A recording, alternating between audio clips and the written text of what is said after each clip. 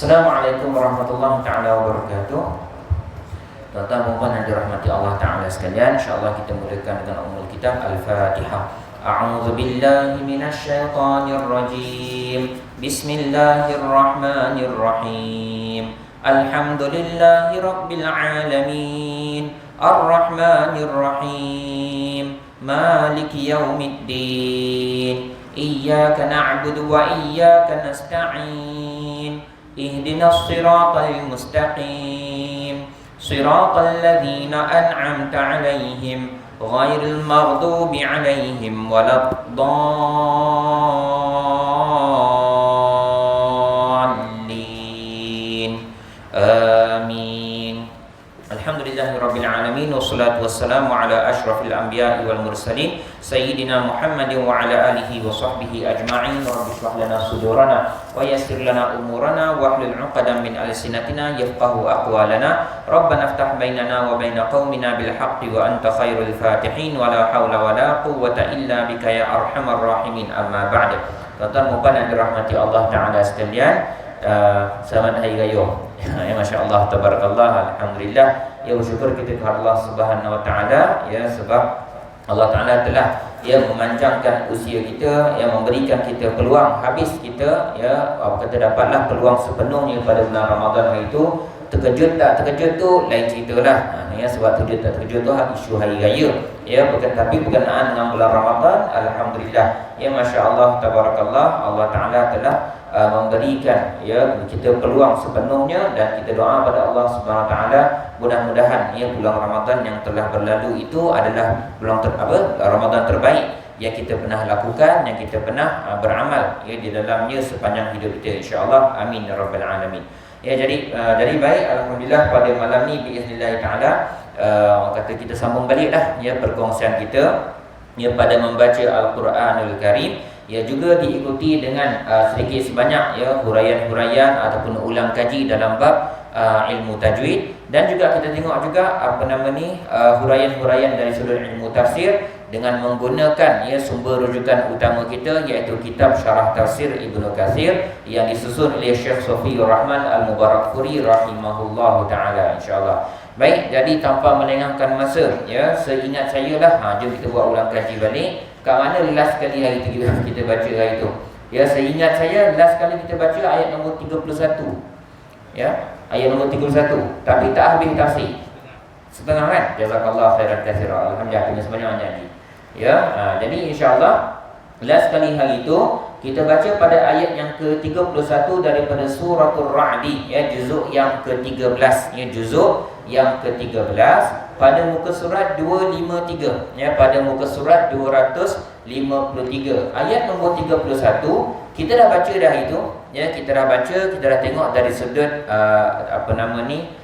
tafsirannya, tapi sampai ayat bihil mauta, sampai ungkapan Allah Subhanahu wa taala bihil mauta walau anna qur'anan suyirat bihil jibalu au qutti'at bihil ardu au kullima bihil mauta. Setakat itu sajalah, tapi baca kita dah baca habis. Tapi tak apa, untuk malam ni biiznillah taala saya nak mengajak tuan-tuan dan puan yang dirahmati Allah taala sekalian, kita ulang balik bacaan ayat ini, ayat yang 31 ni, kemudian kita sambunglah dia punya huraian tafsir, insya-Allah taala. Baik, jadi tuan-tuan dan puan yang dirahmati Allah taala sekalian, kita mulakan dengan lafaz bismillahirrahmanirrahim untuk ayat yang ke-31. Ready ya? 1 2 3. Bismillahirrahmanirrahim. Walau anna qur'anan suyirat bihil jibalu aw qutti'at bihil ardu aw kullima bihil mauta bal lillahil amru jami'a afalam yai'asil ladzina amanu allau yasha'ullahu lahadan nasa jami'a wala yazalul ladzina kafaru tusibuhum bima sana'u qari'ah aw tahullu qariban min min darihim hatta ya'tiya wa'dullah innallaha la yukhliful mi'ad. Alhamdulillah, ya, selesai bacaan kita ayat pertama kita pada malam ini sebagai mengulang semula ya bacaan kita pada bulan 3, last kali bulan 3 hari itu ya pada surah Ar-Ra'd. Baik.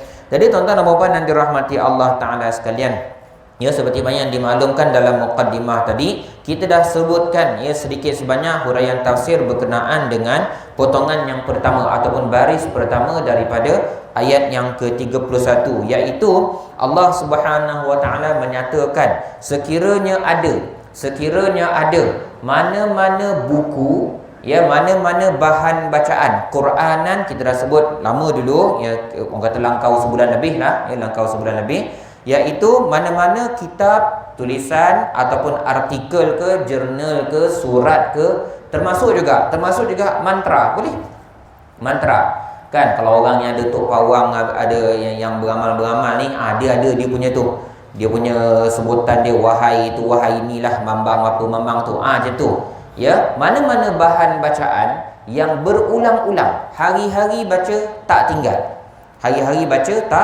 tinggal, maka antara nama yang digunakan oleh ulama-ulama bahasa Arab, namanya adalah Quran.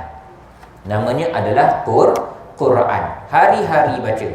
Ya, mungkin setiap pagi baca, mungkin setiap petang baca. Ya, kalau kitab Al-Quran, wahyu yang Allah Taala turunkan ni, ia dibaca hari-hari. Paling malas dalam sembahyang. Ya, paling malas dalam solat. Baik. Jadi Allah Taala menyatakan, kita buat ulang kaji sikit berkenaan dengan baris yang pertama tu. Allah Taala menyatakan, kalaulah ada kitab, kalaulah ada bahan bacaan, hari-hari orang ulang kaji, ilmunya dalam bahan bacaan itu, dalam buku itu, dalam mantra ataupun dalam kitab itu, ilmu yang terkandung di dalamnya boleh menggerakkan gunung ganang. Satu. Yang kedua, boleh membuatkan bumi terbelah, terputus, terpotong. Dua. Nombor tiga, boleh membuatkan orang mati bercakap semula. Ya, orang mati bercakap. Ya, kita sedia maklum, kita boleh nampak dengan jelas ya orang yang budak-budak pun boleh tahu orang mati tak boleh balas balik. Kita cakaplah macam mana pun dia tak akan bercakap semula. Tetapi kalau adalah mana-mana kitab yang ilmunya begitu hebat sampai boleh menggerakkan ya, mengeluarkan kalam ataupun ucapan daripada orang-orang yang telah mati, maka tiga-tiga ilmu ni tadi mesti ya boleh ya, pastinya akan terkandung di dalam kitab suci Al-Quran yang selama ni kita belajar, kita mengaji, kita belajar, kita kaji ya isi kandungannya, dan kita belajar talaqi sampai sanadnya kepada Rasulullah sallallahu alaihi wasallam. Itu yang kita sebutkan pada bulan 3 hari itu. Baik. Jadi untuk memahami isi kandungan ayat tersebut ya, antaranya adalah kaedah pertama ya, kita kaitkan dengan ayat nombor 30. Ya, kita kaitkan dengan ayat nombor 30. Ayat nombor 30 pun lebih kurang panjang juga dah tu lebih kurang 2 baris ataupun hampir 3 baris. Allah Taala menyatakan bahawa kadzalika arsalnaka fi ummatin, begitulah ya kami telah mengutuskan engkau kepada satu umat, qad khalat min qabliha ya, umat itu telah didahului oleh umat-umat sebelumnya, iaitu banyak generasi-generasi yang lain. Litat luar, supaya engkau membacakan kepada umat yang baru ni, iaitu kita lah, umat yang baru ini, allazi auhayna ilaik, apa sahaja yang kami wahyukan kepada engkau, iaitu isi kandungan Al-Quran. Wahyu pertama surah Iqra, wahyu last surah An-Nisa.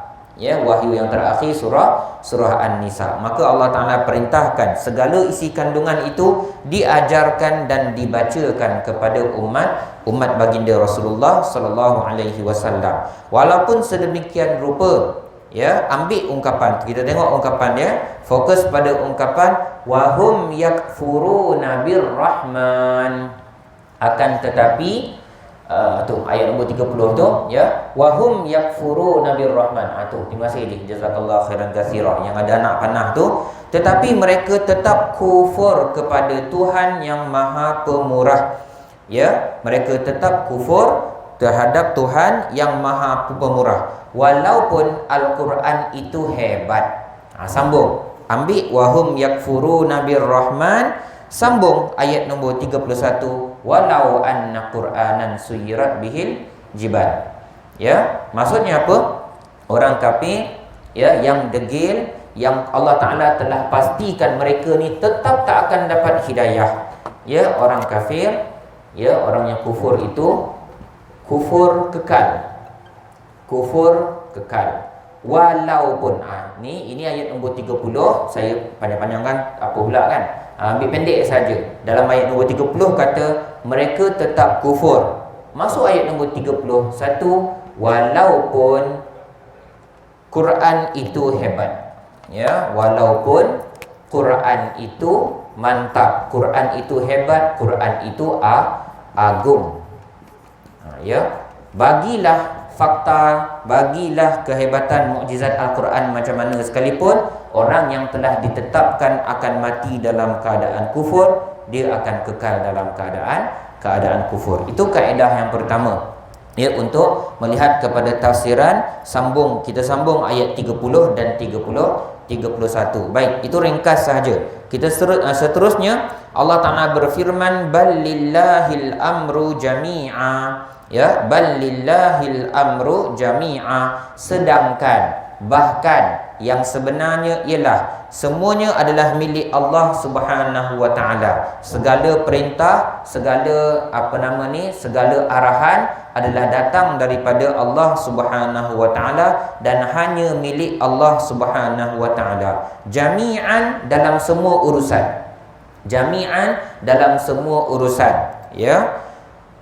Sama ada wabak nak berlaku ataupun tidak. Sama ada orang, manusia akan selamat daripada bencana ataupun tidak. Sama ada hari ni hujan ataupun panas. Sama ada malaikat nak turun pada bila-bila masa, ya, pada tarikh-tarikh yang tertentu. Ya, bila berlakunya Lailatul Qadar, ya, kita ada sebut itu, ya, secara ringkaslah pada bulan Ramadan baru-baru ni. Ya, sama ada orang itu dapat hidayah ataupun tidak, matinya macam mana, makannya macam mana, keluarga dia macam mana, apa nasibnya pada hari akhirat. Al-amru, perintah, ya, perintah adalah milik Allah Subhanahu wa Ta'ala. Ya, perintah adalah milik Allah Subhanahu wa Ta'ala. Sebab tu alhamdulillah, kalau dalam kalangan umat Islam dekat Malaysia ni, selalu kita ulang hampir setiap minggu lah, ya, hampir setiap minggu, atau mungkin seminggu tu kadang-kadang sampai 2-3 kali kita baca apa? Innama amruhu idza arada syai'an an yaqula lahu kun fayakun. Amruhu, perintah Tuhan, bukan perintah orang lain. Ya, arahan Tuhan, bukan arahan orang lain. Ya, lepas tu Allah Ta'ala sambung lagi ayat tu panjang-panjang. Allah Ta'ala kata apa? Cukup sekadar dia kata kun, jadilah, maka benda tu terus akan terjadi. Ni power ni siapa yang punya? Tuhan yang punya, Allah Ta'ala yang punya. Manusia tidak ada kemampuan tersebut. Maka itu yang dimaksudkan dengan al-amru. Apa-apa sahaja yang berlaku dalam dunia ni milik Allah Subhanahu wa Ta'ala. Baik, kita sambung. Ya, sambung. Afalam yai'asil ladzina amanu allau yasha'ullahu lahadan nasa jami'a. Baik. Ya, sekejap saya bacakan terjemahannya daripada Quran terjemahan yang ada dekat tangan saya ni. Ya, dia ada beberapa perkataan tu yang kita nak refer balik, yang kita nak rujuk balik, ya. Okey, muka surat 253. Okey. Tuan-tuan dan puan yang dirahmati Allah Ta'ala sekalian, terjemahan daripada afalam yai'asi. Dengar, saya bacakan dulu. Afalam yai'asil ladzina amanu allau yasha'ullahu lahadan nasa jami'a. Stop, ya, kita ambil daripada situ. Baik, terjemahan dia apa? Maka tidakkah orang-orang yang beriman mengetahui? Saya ulang. Maka tidakkah orang-orang yang beriman mengetahui bahawa kalaulah Allah Ta'ala menghendaki, tentulah Allah Ta'ala akan memberi petunjuk kepada manusia sepenuhnya ataupun seluruhnya. Stop, sampai situ saja. Tadi saya baca daripada Afalam Yai'as sampai Jami'ah. Siapa yang ada Quran terjemahan, sila tengok. Itu saja potongan terjemahan untuk potongan ayat tersebut. Baik. Sebelum kita sebut panjang-panjang tentang huraian dia dengan lebih terperinci, insya-Allah, saya nak ajak tuan-tuan sila tengok perkataan Yai'as. Saya padamkan yang ini Sila tengok perkataan Yai'as. Yai'as. Ya alif, ya hamzah dekat sini. Ya, alif ni kosong, maksudnya dia mesti ditulis tapi tak dibaca. Ya ni mati, alif hamzah baris atas. Baik, Yai'as. Okey, sebelum kita tengok tafsiran untuk perkataan itu, ataupun ni tafsir terus ni, ya, tafsir terus ni insya-Allah. Saya nak ajak kita buat reverse sikit, ya, kita ke belakang sikit. Tengok surah Yusuf. Juzuk 13 juga. Sila tengok surah Yusuf. Hujung-hujung surah Yusuf, muka surat 246. Muka surat 246. Kalau Quran yang standard sebelah kiri, ya, kalau mushaf yang sama-sama ni yang standard sebelah kiri, ayat paling atas. Senang je nak cari. Ayat paling atas. Siapa yang ingat lagi, ya, surah Yusuf, kalau ayat ni cerita dia apa ni? Cerita dia apa? Nabi Yaqub pesan dekat anak-anak dia. Ya, Nabi Yaqub dia dah kehilangan Nabi Yusuf, baru saja kehilangan Bunyamin. Bunyamin kena tahan dekat negara Mesir. Tak kena tahan pun, seronok je duduk kat Mesir tu dengan abang dia Nabi Yusuf. Tapi ya, atas arahan dan izin daripada Allah Taala, Nabi Yaqub sebut, ya, ayat nombor 87. Ya baniya, wahai anak-anak aku, idhabu, pergi sekarang, go, gerak sekarang, ya. Fatahassasu min Yusufa wa akhihi. Betul, ya, sila cari, ya, siasatlah, selidiklah di mana kedudukan yang agaknya Yusuf dan Bunyamin sekarang. Wala tai'asu. Sebenarnya saya ajak tuan-tuan tengok ayat ni, nak tengok perkataan tu je. Wala tai'asu mir rauhillah innahu la yai'as. Nampak? Dua kali Allah Ta'ala ulang perkataan Yai'as. Wala tai'asu dengan innahu la yai'as. Okey, tuan-tuan dan puan yang dirahmati Allah Ta'ala sekalian, Surah Yusuf ayat 87 yang saya sebutkan ni, Yai'as maksudnya jangan putus asa, jangan give up. Don't give up. Don't give up. Ya, jangan putus asa. La tai'asu mir rauhillah, janganlah kamu berputus asa daripada rahmat Allah. Innahu la yai'asu mir rauhillah, tak ada orang yang putus asa daripada rahmat Allah melainkan orang-orang yang kafir. Nampak terjemahan dia apa? Putus asa. Tapi dalam surah Ar-Ra'di yang kita baru baca tadi, ayat nombor 31, ya, ayat nombor 31 ni ada kat depan ni, ni surah Yusuf, ya, yang kita baru baca tadi. Allah dalam Quran terjemahan saya, Yai'as dia terjemahkan mengetahui.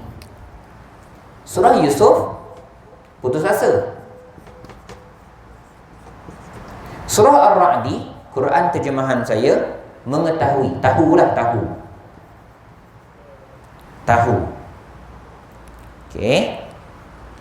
Siapa yang saya nak tanya? Minta maaf, tolong bagi respon. Ya, sila bagi respon. Baik jemaah lelaki, baik jemaah orang perempuan. Siapa yang ada pegang Quran terjemahan, tengok Quran terjemahan dia, adakah diguna perkataan putus asa ataupun tahu? Sila tengok. Tolong bagi respon. Haji ada Quran terjemahan. Jumpa tak ayat tu? Ayat nombor 31 kalau saya bacakan, maka tidakkah orang-orang yang beriman mengetahui? Jumpa tak terjemahan tu? Jazakallahu khairan katsiran. Barakallahu fiik. Ada tak? Tak ada. Jumpa tak ayat ni 31? Haji punya Quran sama Mushaf Haji. Terjemahan Haji? Ada terjemahan? Tak ada terjemahan. Haji punya terjemahan diguna perkataan tahu ke putus asa? Maka tidakkah orang-orang yang beriman tahu ke putus asa? Mengetahui ya? Sama juga. Okey, mengetahui sama juga. Orang perempuan ajar muslimat tahu juga. Tahu juga ke putus asa? Mengetahui. Sama juga mengetahui. Jazakumullah khairan katsira. Okey. Maknanya Quran terjemahan saya ni dan Quran terjemahan tuan-tuan yang gunakan perkataan mengetahui itu, dia potong pendek tafsir. Tafsir itu betul, tapi dia potong pendek. Pendek betul. Terjemahan, kalau nak terjemah sepatah-sepatah perkataan dia, panjang gila. Panjang gila. Okey, saya pun tak naklah bagi panjang-panjang. Saya akan bagi panjang sikit je. Panjang sikit saja. Terjemahan ayat ini ialah, ya, terjemahan ayat ini ikut syarah tafsir Ibnu Katsir, ikut syarah tafsir Ibnu Katsir. Okey, ni ayat dia. Afalam yai'as. Maka adakah orang-orang beriman, maka adakah ni afa, orang-orang yang beriman, alladzina amanu, lam yai'as, tidak berputus asa, ya, tidak berputus asa dalam mengharapkan supaya orang kafir masuk Islam. Panjang tu, saya baca sekali lagi. Afalam, maka adakah allazina amanu, orang-orang yang beriman, lam yai'as, tidak berputus asa. Terjemahan yang saya kata surah Nabi Yusuf tu, tidak berputus asa mengharapkan supaya orang-orang yang kafir masuk Islam. Orang-orang yang kafir masuk Islam, barulah tuan-tuan masuk terjemahan mengetahui. Dan mengetahui bahawa Allah Ta'ala boleh bagi hidayah kepada semua. Itu terjemahan dia sebenar. Itu terjemahan dia yang sebenar. Ya, kitab ni juga. Kitab ni cakap. Dan ya, bukan sekadar kitab ni saja, saya petik daripada sekurang-kurangnya dua ceramah, ya, iaitu yang pertama Syekh Mutawalli Sya'rawi rahimahullah, iaitu salah seorang ulama tafsir terulung dekat Mesir. Seorang lagi Syekh Saleh Al-Mughamisi rahimahullah, tak salah saya daripada Kuwait. Ini daripada Kuwait. Ya, dia sebut sama macam itulah, sama sebiji macam dalam kitab ni. Baik, dengan terjemahan panjang-panjang tadi, ya, dengan terjemahan panjang-panjang tadi, saya nak kongsikan tak banyak pun pengajaran dia. Ya, simple saja daripada potongan itu. Sebab pengajaran dia banyak lagi ni. Daripada potongan yang saya kata tadi, adakah orang yang beriman tidak berputus asa mengharapkan supaya orang kafir masuk Islam, dan mereka mengetahui bahawa Allah Ta'ala mampu untuk memberi hidayah kepada semua. Baik, pengajaran yang kita boleh keluarkan antaranya ialah nombor satu. Kalau tuan-tuan perempuan semua, kalau iman kita ni cantik walaupun sikit, kalau dalam hati kita ni, iman kita ni cantik walaupun sikit, bukan cantik betul, bukan sempurna betul, cantik walaupun sikit, kita akan harapkan orang kafir dekat luar sana tu masuk Islam. Walaupun tak ramai, mungkin sekali-sekala. Contoh, siapa orang paling kaya dalam dunia sekarang? Saya rasa pernah share dulu. Siapa nama tu? Jeff Bezos. Jeff Bezos ke Elon Musk. Macam itulah orang-orang dia, orang paling kaya dalam dunia. Bill Gates sudah jadi 4 atau 5. Tak apalah. Ya, tak apalah. Siapa pun lah orang paling kaya dalam dunia, dia bukan orang Islam sekarang. Ya, untuk tahun ini, untuk hari ini, dia bukan orang Islam. Kalau kita dalam hati kita, iman kita cantik walaupun sikit, kita akan cakap macam ni. Banyak betul kekayaan dia, banyak betul kebajikan, charity yang dia buat, banyak betul sedekah yang dia buat. Kan elok kalau di Islam paling sikit, tuan-tuan. Paling sikit. Ya. Siapa paling kaya dalam Negeri Sembilan, dalam Malaysia? Siapa-siapalah, tak kisahlah. Ya, orang paling baik yang tuan-tuan tengok, yang kafir, yang non muslim, kafir orang bahasa Arab dia, bukan Islam lah, bukan Islam. Kita tengok baiknya lah engkau ni, baiknya lah dia ni. Kan elok kalau dia Islam. Siapa yang cakap macam tu, ikhlas daripada hati dia, tahniah, itu tanda iman anda, iman tuan-tuan perempuan. cantik walaupun sikit. Cantik walaupun sikit. Ingat, Nabi Muhammad SAW kita banyak kali ulang baca, tapi kadang-kadang kita tak faham. Kita tak faham, maka kita tak nampak kehebatan Rasulullah SAW. Laqad ja'akum rasulun min anfusikum harisun alaikum. Apa makna harisun alaikum? Saya tak nak baca sampai habis. Ya, bukan tak nak pahala, tak. Cukup satu saja dulu. Apa maksud harisun alaikum? Selalu berharap semua orang masuk Islam. Selalu berharap semua orang masuk Islam. Ya, ingat itu dia kelebihan Rasulullah SAW. Sebab tu iman Rasulullah tu perfect. Orang kata 100% lah, 100%. Kita ni kalau ada sikit macam tu cantik. Ya, sikit macam tu dikira cantik. Tetapi dengan sebab yang saya dah nyatakan pada awal-awal tadi, mereka telah ditetapkan untuk mati dalam keadaan kufur. Ya, maka kita hanya boleh berusaha, kita jangan putus asa mengharapkan rahmat Allah Ta'ala untuk yang masih hidup. Yang dah mati tu bye-bye aje lah. Ya, yang dah mati dalam keadaan kafir tak boleh nak buat apa. Ya, tak boleh nak buat apa. Yang belum lagi, yang masih yang hidup, yang kafir itu kita doa paling tidak sekali dalam hidup kita, tuan-tuan. Paling tidak sekali dalam hidup kita, ya Allah, bagilah hidayah ke orang-orang ni. Ya, bagilah hidayah dekat mereka. Ya, itu dia tafsiran untuk afalam yai'asil ladzina amanu. Baik. Tentang hidayah yang kedua ni mudah ya. Poin saya yang kedua ni mudah, iaitu memang hakikatnya Allah Taala boleh bagi hidayah kepada semua. Boleh, tak ada masalah. Semua orang masuk syurga, boleh juga. Semua orang masuk neraka, lagi senang. Kan, semua orang masuk neraka lagi senang, ya. Senang kerjalah untuk Allah Subhanahu Wa Taala. Tapi tak, Allah Taala nak wujudkan drama. Allah Taala nak wujudkan cerita rama dalam dunia ni. Tu yang kejap ada orang beriman, ada orang kafir, ya, ada orang murtad, ada orang munafik dan seterusnya lah. Ya, baik. Okey, kita teruskan pada potongan yang seterusnya. Wala yazalul ladzina kafaru tusibuhum bima sana'u qari'atun aw tahullu qariban min darihim hatta ya'tiya wa'dullah. Ya, saya baca balik, sambung dia punya terjemahan dia. Wala yazalul ladzina kafaru, dan la yazal. Mana la yazal ni?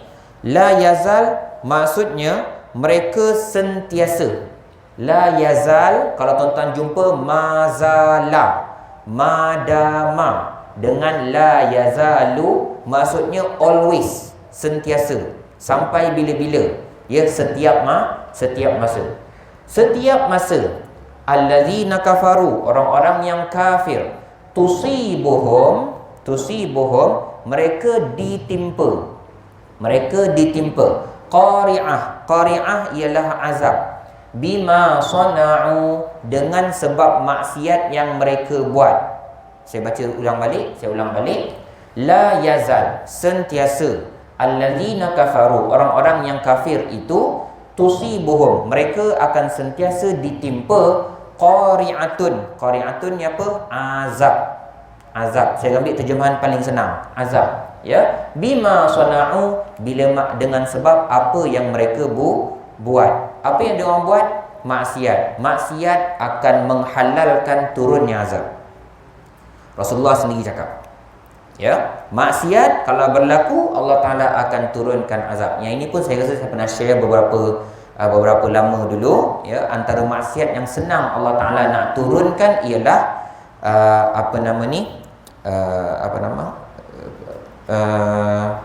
wabak penyakit ya. Wabak penyakit dengan sebab banyaknya zina. Ya, wabak penyakit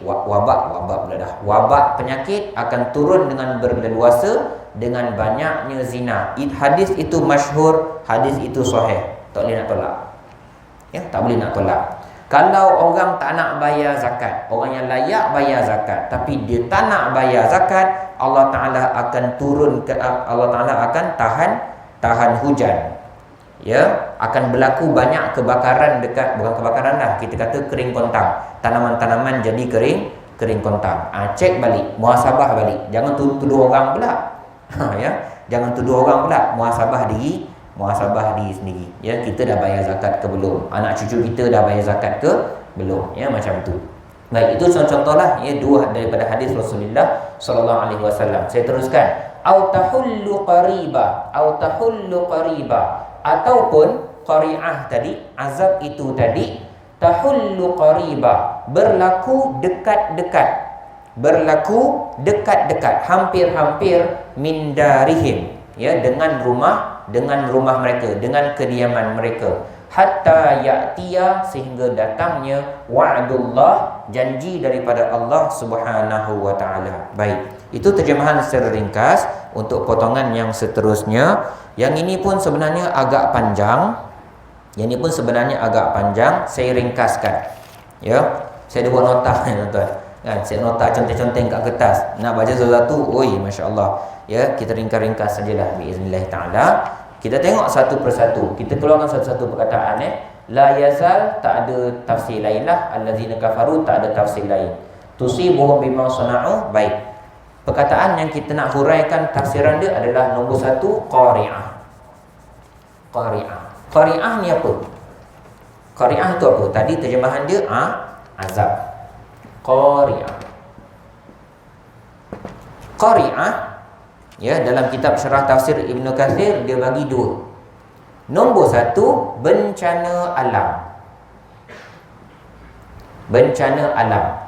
Ini Imam Qatadah, ya, Imam Qatadah meriwayatkan tafsiran ini daripada Sayyidina Ibnu Abbas radhiyallahu anhu wa arda. Pendapat yang kedua, bencana juga, tapi dari langit.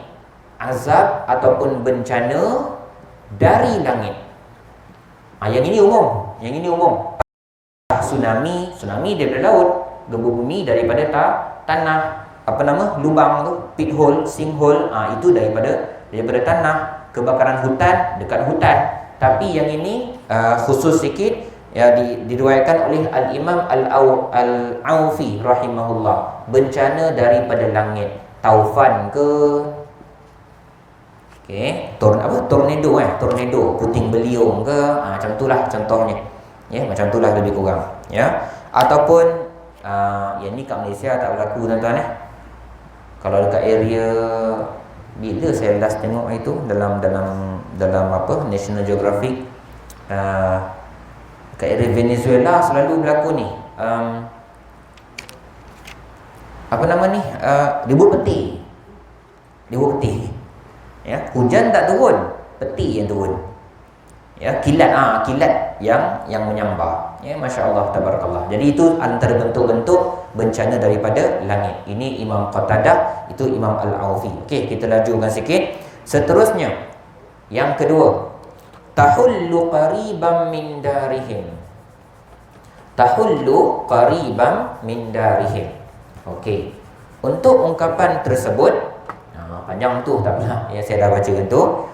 Pendapat yang untuk tafsiran untuk tahullu qariban min darihim, nombor satu ialah sambungan. Tadi Imam Qatadah kata apa? Bencana alam.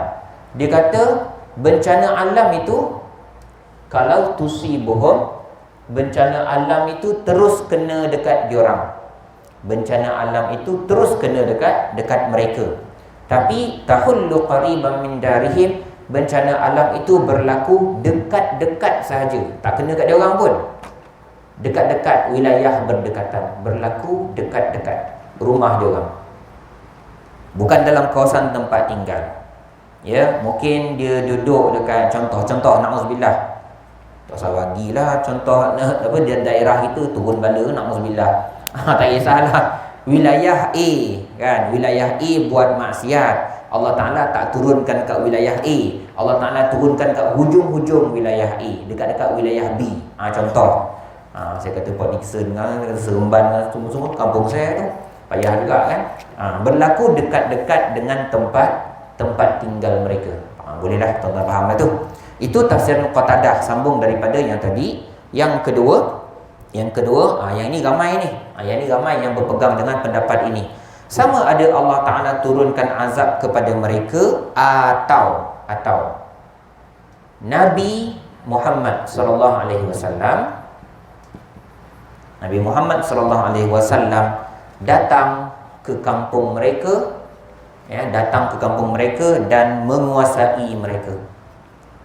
Nabi Muhammad sallallahu alaihi wasallam datang ke perkampungan diorang dan menguasai mereka lah. Contohnya macam apa nama tu, dalam surah Al-Hashr, orang Yahudi, orang Yahudi, dia orang dah bersetuju nak jaga Madinah sama-sama. Musuh datang, dia orang tak join. Musuh datang, dia orang pergi khianat pula. Memang Rasulullah kenakan hukuman kepada mereka. Lelaki habis semua, dibunuh sebab berkhianat. Yang jaga perjanjian saja selamat. Yang berkhianat, yang join askar musyrikin Quraisy dalam peperangan Al-Ahzab, semua dihukum mati. Baik. Jadi itulah dia antara tafsiran dia. Tafsiran satu, azab turun dekat-dekat kawasan penempatan mereka, ataupun Nabi Muhammad sendiri datang ke kediaman mereka dan menguasai mereka. Jadi kalau ini umum, tafsiran yang ini umum sepanjang zaman. Tafsiran yang ini hanya berlaku pada zaman Rasulullah sallallahu alaihi wasallam. Kita lajukan sikit. Kita lajukan sikit. Wa'dallah hatta ya'tiya wa'dullah. Hatta ya'tiya wa'dullah. Janji Allah. Apa maksud janji Allah? Pun ada dua tafsiran juga. Ada dua tafsiran juga. Tafsiran yang pertama, hari kiamat. Mereka akan, selagi mana mereka buat maksiat, mereka akan diazab. Allah Ta'ala akan bagi dia orang warning, bagi peringatan. Sampai berlaku hari kiamat, stop. Sampai berlaku hari kiamat, habis. Berada dekat situ, dah kes lain lah. Bila kiamat dah berlaku, dah jadi benda lain. Wa'dullah, kalau ikut tafsiran tadi, ialah Fathu Makkah. Fathu Makkah. Apa maksud dia? Mereka buat maksiat, mereka tak nak taat kepada Rasulullah, maka Allah Ta'ala akan turunkan azab. Ataupun Nabi datang ke perkampungan diorang, ambil alih kawasan mereka tersebut, dan kemudian sampailah berlakunya Fathu Makkah, iaitu pembebasan kota Mekah. Baik, itulah dia sikit sebanyak tafsiran untuk ayat yang ke-31 ini. Okey, panjanglah tu. Baik. Innallaha la yukhliful mi'ad. Sesungguhnya Allah Subhanahu wa taala itu sama sekali tidak pernah memungkiri janji. Baik. Tuan-tuan dan puan yang dirahmati Allah Taala sekalian, saya ingat dah habis masa lah kot. Baik, 8.30. Okey. Jadi sebagai penutup untuk ayat ni, ayat tu habis Ayat tu habis, alhamdulillah. Sebagai penutup, saya nak bacakan satu contoh peristiwa untuk menghuraikan ayat ini, untuk kita nampak ayat ni. Rasulullah berdakwah, mereka tak nak beriman. Bukan setakat tak nak beriman, mereka menentang dan cuba untuk membunuh Nabi Muhammad sallallahu alaihi wasallam. Maka Allah Taala turunkan azab. Satu contoh yang sangat jelas disebutkan dalam hadis Rasulullah sallallahu alaihi wasallam ialah peristiwa kemarau. Peristiwa kemarau untuk penduduk Quraisy. Peristiwa kemarau untuk penduduk Quraisy. Ada satu hadis, panjang lebar hadis dia. Hadis ni pendek saja. Hadis ni simple, tak panjang mana, sederhanalah. Tapi daripada hadis ni keluar macam-macam hukum. Termasuk hukum doa kunut yang kita baca subuh tu. Hadis ni pendek saja. Tetapi daripada hadis tersebut keluar macam-macam hukum, macam-macam cerita, termasuk hukum kita baca doa kunut waktu subuh. Tak apalah, itu kita mungkin tak sentuh pada bahagian yang itu. Saya bacakan hadis tersebut, Saya bacakan hadis tu. Hadis ni panjang sebab doa dia sebenarnya. Saya bacakan hadis ini. Diriwayatkan oleh Abu Hurairah, diriwayatkan oleh Abu Hurairah radhiyallahu anhu wa ardah, anna Nabi sallallahu alaihi wasallam, bahwasanya Nabi Muhammad sallallahu alaihi wasallam qanata, Rasulullah qanata, iaitu membaca doa kunut. Qanata maksudnya membaca doa kunut. Ba'da raka'ah fi salatin syahran, pada rakaat yang paling last dalam tempoh sebulan. Bukan sembahyang subuh tuan-tuan, semua sembahyang. Dia sembahyang subuh 2 rakaat, rakaat kedua dia doa kunut. Dia sembahyang zuhur 4 rakaat, rakaat keempat doa kunut. Asar pun sama, maghrib 3 rakaat, rakaat ketiga doa kunut. Berapa lama? Sebulan. Apa doa Nabi? Ya, apa doa Nabi? Nabi baca, Allahumma anjil walid ibnal walid, Allahumma najji Salamah ibn Hisham, Allahumma najji Ayyash bin Abi Rabi'ah, Allahumma najjil mustad'afin minal mu'minin, Allahumma shdud wata'ataka ala mudar, Allahumma ja'alna alaihim sinina kasini Yusuf. Baik, itu doa dia, doa kunut. Dia macam ustaz, tak ada Allahumma hadina pun, nak bayar macam mana? Kan, itu doa pada waktu tersebut. Kes dia apa? Kes dia apa? Kes dia macam ni. Doa ini Nabi baca selepas hijrah. Nabi dan ramai sahabat dah pindah ke Madinah. Okey, Nabi dan para sahabat, ramai sahabat dah pindah ke Madinah. Ada sikit, tak ramai, ada sikit sekumpulan sahabat tak pindah. Sebab tak mampu, satu hal, takut, ya, diorang tak ada bodyguard, diorang tak kuat macam Umar. Umar tu memang masya-Allah tabarakallah lah kan. Siapa berani halang aku tebas di leher dia. Itu memang dia lah. Orang lain bukan macam tu, ya. Jadi adalah banyak alasan, ya, sekumpulan para sahabat tak mampu nak berhijrah. Baik. Tiba-tiba kantoi. Ini benda ni selepas hijrah, sebelum perang Badar. Ingat hadis ini selepas hijrah, sebelum perang Badar. Okey, maknanya berlaku dalam tempoh 2 tahun terawal. 2 tahun terawal. Baik. Sekarang ni isu dia ialah kantoi. Ya, kantoi dekat Mekah, ya, beberapa sahabat yang rupa-rupanya dah masuk Islam. Jadi apa yang orang musyrikin Quraisy buat, dia bully, ya, sambunglah seksa macam biasa. Na'udzubillah min zalik. Baik. Maka kedengaran dapat berita kepada Rasulullah sallallahu alaihi wasallam beberapa orang sahabat yang saya baca nama dia tadi. Ya, Salmah bin Hisham, Al-Walid bin Al-Walid. Al-Walid bin Al-Walid tu adik-beradik Khalid Al-Walid. Jangan tak tahu. Dia masuk Islam lagi awal daripada Khalid Al-Walid. Ya, masya-Allah tabarakallah. Ya, Al-Walid Al-Walid, Salamah Hisham, Ayyash Abi Rabi'ah dan ramai lagi lah. Baik. Jadi ringkas cerita, oleh kerana kedengaran jahat sangat apa yang musyrikin Quraisy buat, Rasulullah baca doa ni. Macam saya cakap tadi, sebulan dalam setiap solat fardu. Dan doa Nabi Muhammad, kalau tuan-tuan perasan tadi, sini Yusuf. Rasulullah kata apa? Ya Allah, kenakanlah kepada orang Quraisy apa azab berlaku pada zaman Nabi Yusuf tu? Kemarau. Ya Allah, turunkanlah kemarau seperti mana kemarau zaman Nabi Yusuf. Pula ada. Dalam riwayat lain Rasulullah kata, ya Allah, turunkan 7 tahun sekali. Dan riwayat lain, Rasulullah terlalu sedih, terlalu marah, sahabat-sahabat dia kena seksa. Rasulullah kata, ya Allah, turunkan azab kemarau 7 tahun terus. Allah Ta'ala tak turunkan 7 tahun. Allah Ta'ala turunkan setahun je. Setahun tu pun dia orang sampai tahap, ya, kutip tulang tepi jalan, makan tulang. Sampai tahap macam tu. Ya, sampai tahap macam tu. Kalau ada benda-benda yang kulit-kulit ni, kulit orang tak makan lah. Kan? Kecuali masak lemak tu baik kulit kan, sedap juga tu, ya. Jadi kulit tu pun digunting dengan bulu-bulu tu, cabut-cabut bulu tu sikit, masuk mulut makan. Sampai tahap macam tu. Tu baru setahun. Jadi hadisnya agak panjang, saya ringkaskan, ya. Datanglah Abu Sufyan, tentu belum masuk Islam lagi. Ya, Abu Sufyan. Dia kata dia jumpa dengan Nabi Muhammad, dia kata, wahai Muhammad, dia tak panggil Nabi lah, kan. Wahai Muhammad, ya, engkau ni kan orang baik. Oh, tahu pula nak memujuk. Engkau kan orang baik. Yang mati tu, yang kebuluh tu saudara mara kita juga. Doalah kasih azab ni, kasih berhenti. Tahu dia nak minta macam tu.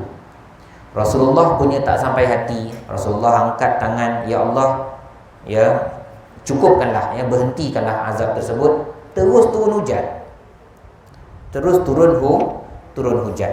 Ya, masya-Allah, tabarakallah. Jadi itulah dia, ya. Panjang lagi sebenarnya hadis tersebut, dan penghujung banyak riwayat, ada 2-3 riwayat kat sini mengatakan bahawa dia orang kafir balik.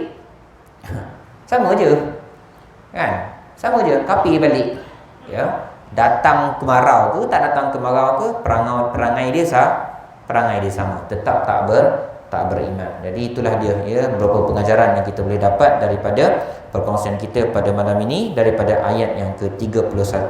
Saya ingat cukup sekadar itu saja dahulu. Mohon maaf atas segala silap dan segala kekurangan. Aku qauli hadza wa astaghfirullahal azim li wa lakum. Bismillahirrahmanirrahim. Allahumma arhamna bil Qur'an waj'alhu lana imaman wa nura wa hudan wa rahmah. Allahumma zakkirna minhu ma nusina wa 'allimna minhu ma jahilna warzuqna tilawatahu ana al-laili wa atrafan nahar waj'alhu lana hujjatan ya rabbal alamin. Sallallahu ala sayyidina Muhammad wa ala alihi wa sahbihi wa barik wasallam. Alhamdulillahirabbil alamin. Jazakumullahu khairan katsira. Assalamualaikum warahmatullahi wabarakatuh.